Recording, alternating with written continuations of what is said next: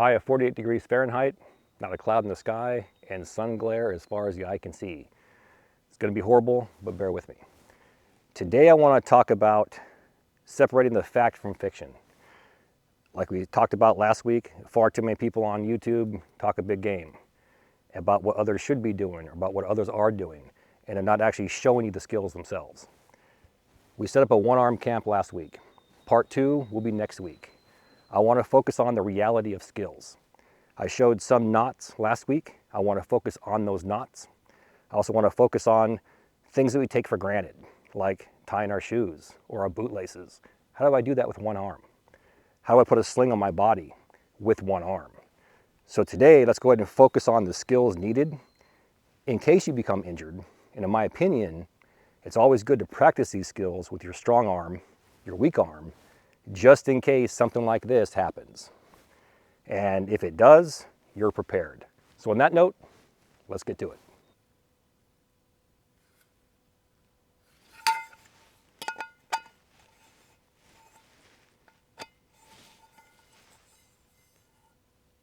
Now before we get too far down the trail, we have 100 Corporals Corner stainless steel cowboy skillets with that classic riveted removable handle that are dropping my website as we speak, corporalscorner.com. Go to my description box, click on that link, it will take you right there.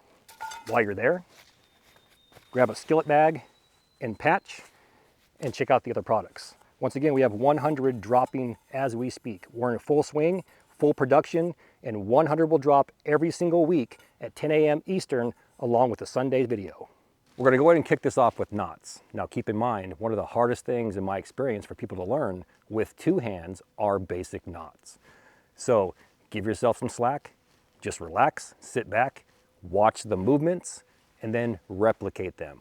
We're going to be doing these with one hand, and each knot will build into the next knot. So on that note, let's get her done. The first knot that we're going to make is going to be a standard overhand knot or a stopper knot. All we're going to do is we're going to take the short end over here and we're going to twist the rope and land it on top of itself, just like so. Then we're going to take our short end and go underneath and pull it through. Keep in mind, just because my hand is out of commission, I have my knees and my feet as well. So all we're going to do is place it through there, and it resembles a soft serve pretzel.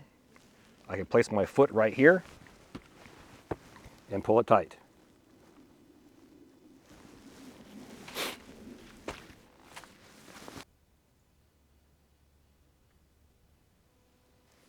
From here, we're going to rotate it over and lay it down.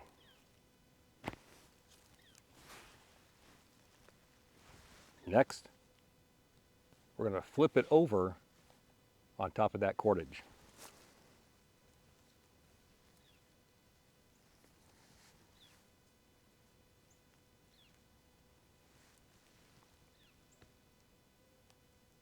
Now we're going to pull this piece through. And those that watched last week, it will resemble our Arby's cowboy hat.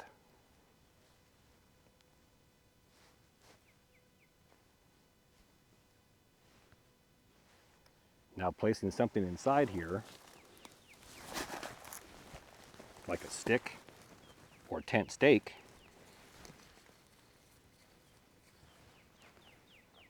we can now pull it tight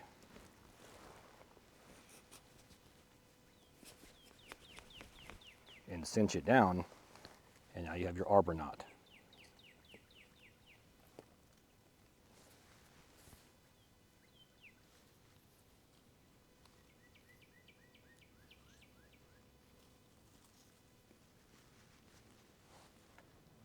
We just mentioned the marlin spike hitch. Let's go ahead and do that next. We're going to twist this over and land it on top. Now flip this over and place it to where that rope on the inside is centered in that hole.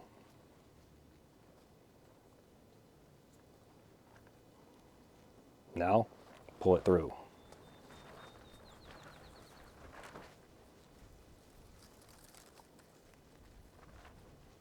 And we get our Arby's hat once again. Now, just like we did with the arbor knot, we can place something inside here, a tent stake, a stick, log, etc.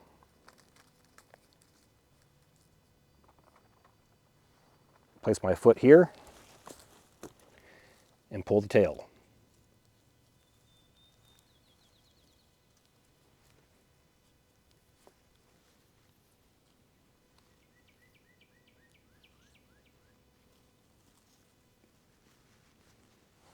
This gives you a ladder rung.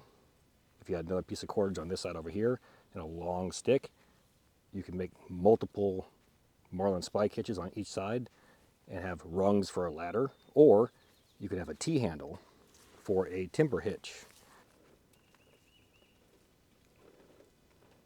Let's go ahead and move into a timber hitch and combine the two. A timber hitch can be made several ways. One simple method is to just make a bite. This is considered a bite. It can be as long or as short as you want it to be. Placing it right here, no longer than that, you can simply put a knee or a foot next to that cordage and then just twist it around. You're just going over and under. That's all you're doing. Over and under. You want to do this 3 to 5 times. You can go as many as you want, but 3 to 5 should suffice. Then just lay it down and then tuck that last one up underneath and you're in business.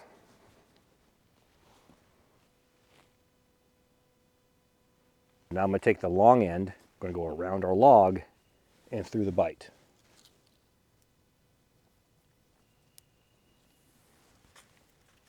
I can place my foot right here and pull it through.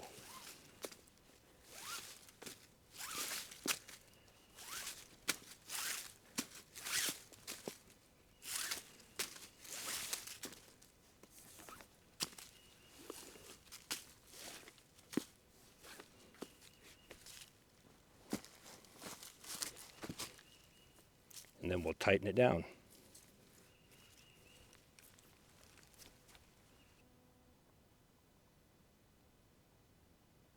And just like before, we're going to determine how far away we want our T-handle to be. Rotate it over, lay it down, flip it towards our timber hitch, lay it down, and pull it through.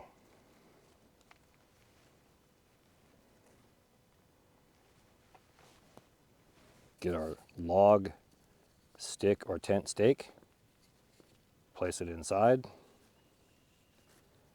and pull it tight.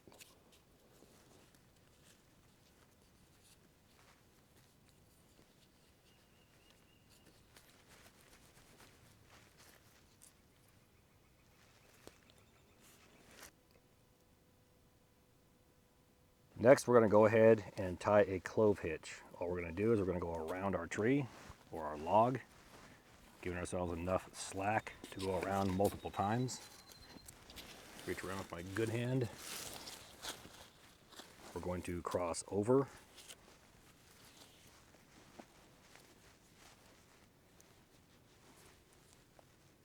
Creates an X. Now a constrictor, you want to go underneath the X. For a clove hitch, we're going to go underneath this one right here. So we're going to place it underneath one more time. We're going to wrap up and go underneath. And then pull it tight.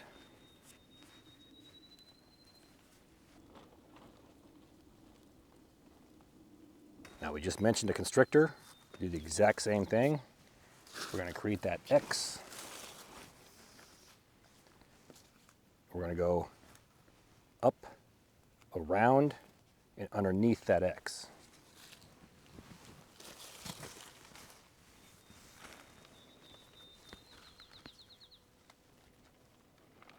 under one, under the other one. We're going to pull it tight.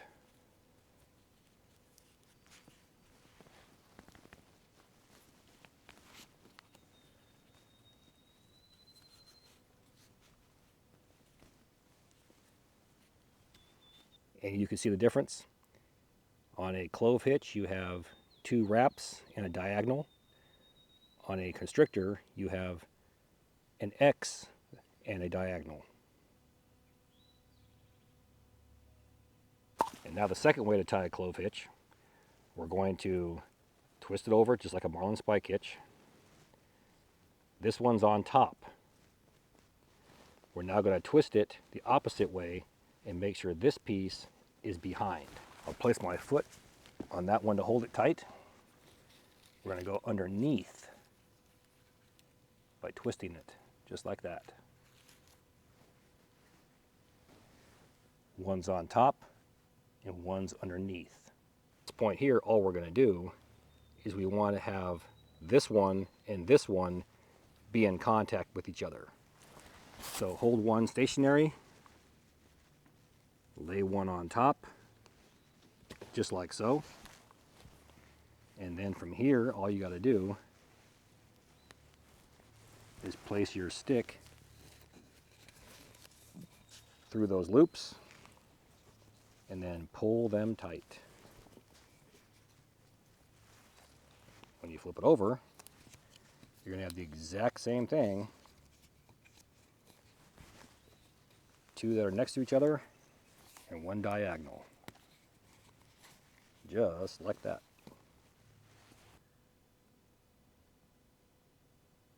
The last one we're going to do here is a fisherman's knot. And a fisherman's knot is technically used to join 2 pieces of rope or cordage of the same diameter, or to make a necklace, also known as a necklace knot. All we're going to do here is we're going to lay one end down like this and lay the other end right next to it. So they're both parallel, just like so. I'm going to make one overhand knot here, flip it, and make another overhand knot. Easy peasy, lemon squeezy. First overhand knot, use my knee. We're going to go underneath, around, then back through, and pull it tight. Now we can flip the entire system around, pull some excess through there, and we're going to mimic that exact same knot. So we're going to do the exact same thing one more time. We're going to go around, and then back through and create that pretzel shape. Now we have one here, and all we're going to do is we're going to pull this end and that end right there.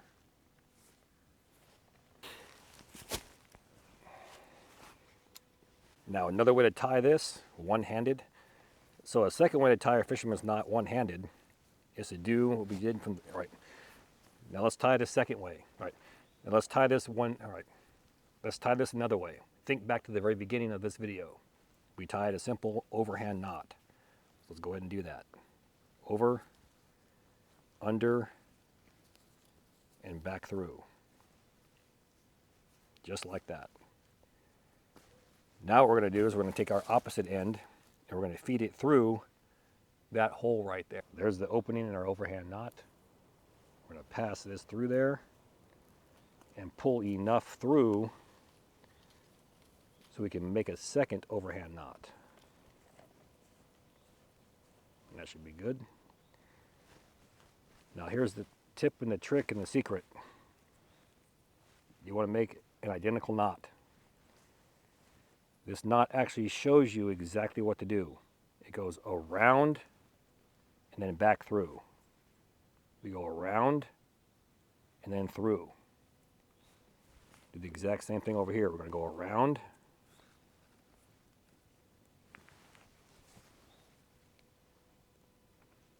and then back through. Now I'll stop right here so you can look at this. There's our pretzel, there's our second pretzel. I'm going to pull this tight, pull this one tight. Now we have two identical knots right there. I'm going to place my knee right here, and we're going to pull it tight.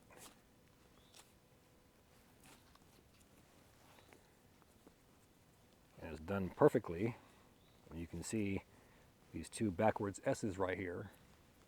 And when you flip it over, you have two diagonals or barrels.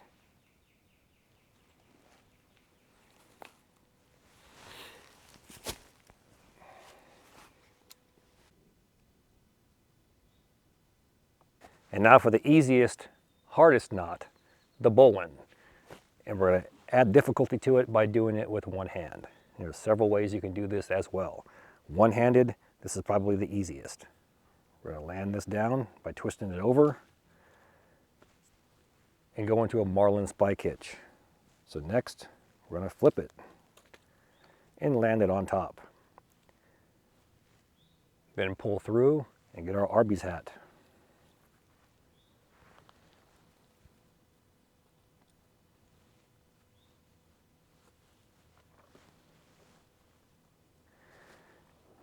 On this side right here, with that squiggly line right. Now looking at the hat, looking at your Arby's hat, we have two sides. One that just wraps around where the brim is, and one that kind of goes underneath. See how it drops through and down. We want to work with this end over here. Taking my other end, I'm going to go around to the side of the hat and just pinch this together. We're then going to pull this end over here. And you can do that using your foot to hold it secure. And we're going to pull it.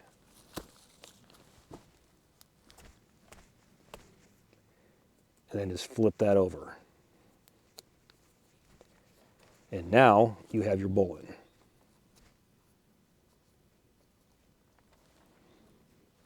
So far so good, we're looking outstanding. Now, like I always teach and preach, it's one thing to tie these knots. It's an entirely different thing to tie it around someone or something. So here's what we're going to do. We're going to move on to more difficult things like tying our bootlaces and actually making a makeshift sling.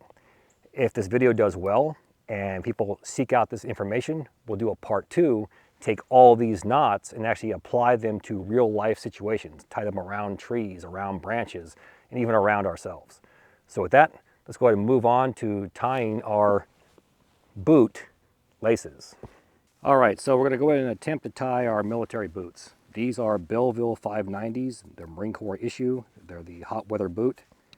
The same method I'm going to show you can be applied to regular shoelaces on tennis shoes or even regular shoelaces on hiking boots. We're going to add a degree of difficulty here, or a level of difficulty, because these laces are slick. And the reason why they're slick is because on the Marine Corps boot, you have speed laces where you can grab these and actually yank on them and it actually laces the boots up. So that's a benefit, but it's also a downside as well because they want to loosen up. You can already see if I let go, they want to loosen up. So once we have them pulled as tight as we're going to get them, I'm going to take one of these, and where they cross over, we're going to simply go underneath and create a loop. So we're going to pull this up here and you're going to see that loop right there in the corner. I'll do the same thing to this side over here. We're going to go up underneath these and create a loop and just leave that thing hanging right there. Once again, all we did is we went underneath that X to create a loop, under the X to create a loop. Now keep in mind the size of these loops. The larger they are, the further to the end they're going to be when you tie them off. So look at the distance here and try and split that difference. And you want them towards the center when you tie it off. So that looks good. Now from here, all we're going to do is we're going to cross over like so, reach underneath and pull it through. And once we do that, we're going to yank it to the opposite side. If If you look at that, it resembles a marlin spike hitch, doesn't it? Now I'm going to yank it to my left and shorten that tail up, or shorten that loop up. Now I'm going to do the exact same thing once again. I'm going to land it on top, pass it through. There's our marlin spike hitch, and I'm going to yank this one to my right. One and done. Practice will make you better. I'm going to take the excess and I'm going to tuck everything in just like I normally would.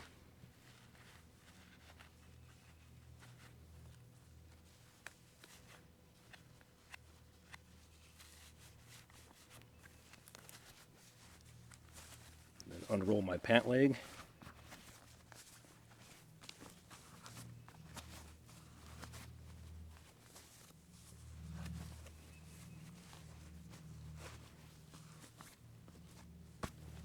Ready to go. And something simple like tying your shoes, tying your boots, putting your pants on, putting a shirt on, putting your socks on, now becomes 10 times harder. Now let's add pain to that. Let's say I fractured my arm in 2 or 3 spots. You know, I have swelling, maybe an infection setting in. We see pus oozing. Mentally now I'm worried. Could this compromise the entire trip out here? Am I going to make it home? So the mental part of it becomes increasingly worse while you're trying to do simple tasks like tying your boots. So again, this falls back to, like I said, the reality of survival. You can talk a big game all day. You can go out in the woods and be like, I'm putting on a sling, I'm tying my shoes in one hand, I'm doing one-handed knots. But unless you actually practice it, you're not going to get any better. There's no such thing as practice makes you perfect. Practice will make you better. And doing simple tasks like this until it's muscle memory and until you can't do it wrong, in my opinion, should be done at least once a month. Keep it fresh in your mind. Now, let's move on from the shoelaces or bootlaces to tying yourself or placing a sling onto yourself. And we're going to use a shemagh to do that.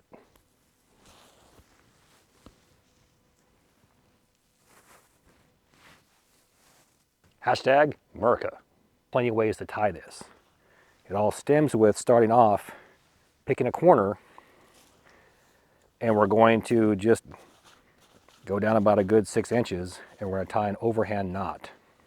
So I can place it between my legs, twist it over, and that same overhand knot that I showed earlier, we're just going to go around, and we're going to place all of this through and then pull it tight. In doing that, it creates a pocket in that corner for my elbow. Once we have our arm in that pocket, and we know how this is going to go, this corner will tie to that corner. You can actually take this extra corner and fold it up inside if you choose to. That way you have your arm or your hand exposed. And that will go up there like so.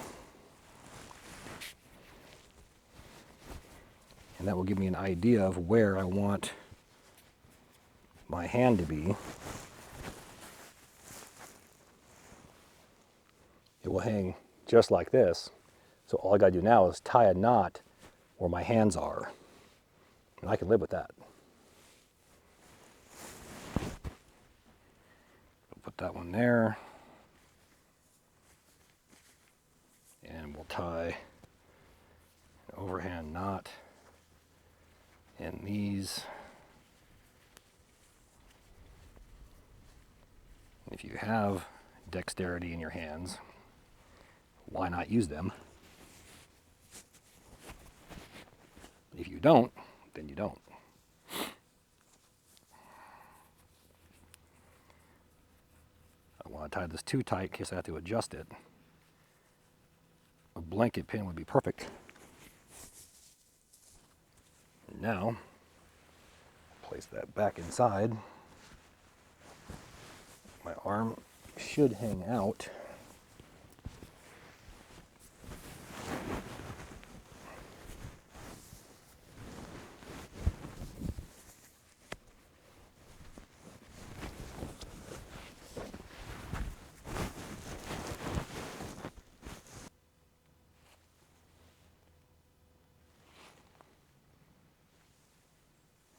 This is as far as I'm going to get with this 43 by 43 cotton shamag.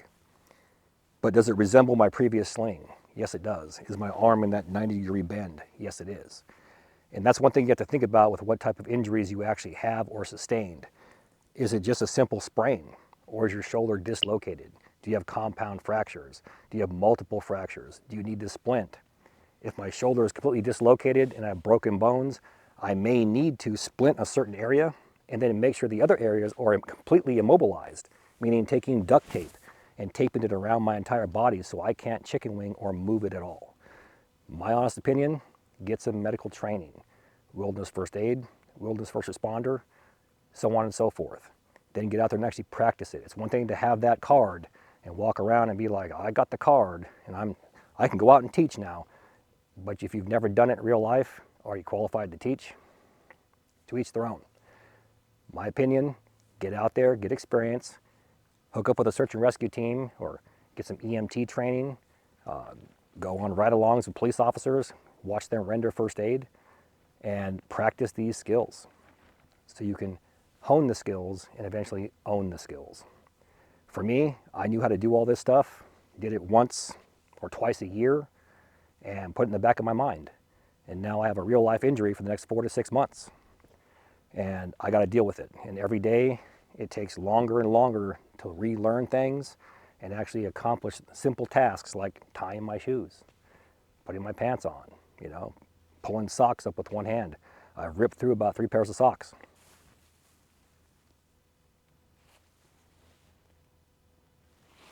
I start therapy on Tuesday, and I'll be posting pictures on my Instagram and short video clips of me actually going through that.